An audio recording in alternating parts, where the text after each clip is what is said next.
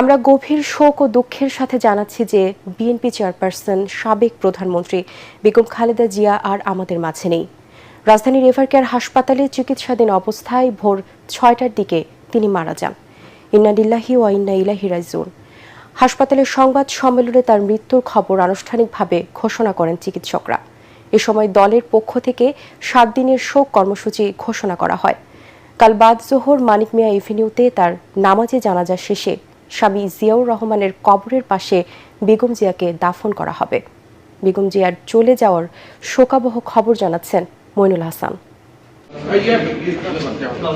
মধ্যরাতে বড় ছেলে তারেক রহমান সহ পরিবারের সদস্যরা একে একে হাসপাতালে ছুটে আসার ঘটনায় দুঃসংবাদ আঁচ করতে পেরেছিলেন অনেকেই।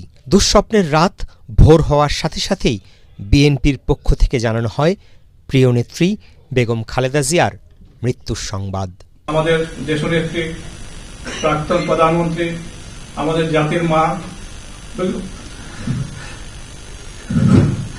খালেদা জিয়া ভর্তি হয়েছিলেন।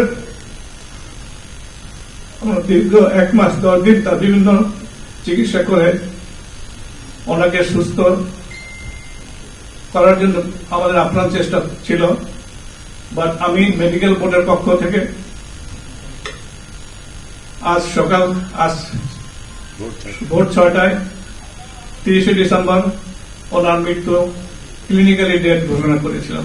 এভারকেয়ার হাসপাতালে কান্নাজড়িত কণ্ঠে দলের মহাসচিব জানান, বেগম জিয়ার অনন্ত যাত্রার মধ্য দিয়ে শেষ হলো সংগ্রামী, অনুকরণীয় এক বর্ণাঢ্য জীবনের। রাজনীতিতে একটা বিশাল শূন্যতা সৃষ্টি হলো।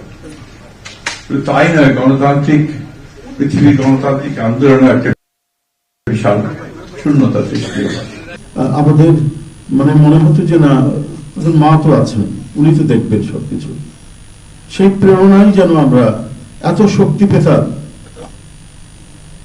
যে এর ভাষা আমি পাচ্ছি না কিভাবে আপনাদের সামনে বলবো। এ সময় দলের পক্ষ থেকে 7 দিনের শোক কর্মসূচি ঘোষণা করা হয়। সকল দলীয় কার্যালয়ে 7 দিন ব্যাপী কালো পতাকা উত্তোলন করা হবে।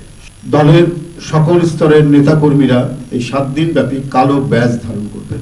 দেশনেত্রীর জন্য 7 দিন ব্যাপী কোরআন খতম ও দোয়া। বুধবার বাদ জোহর মানিক মিয়া এভিনিউতে জানাজা শেষে জিয়া উদ্যানে স্বামীর কবরের পাশে বেগম জিয়াকে দাফনের কথা এটিএন বাংলাকে জানান দলের স্থায়ী কমিটির সদস্য সালাউদ্দিন আহমদ।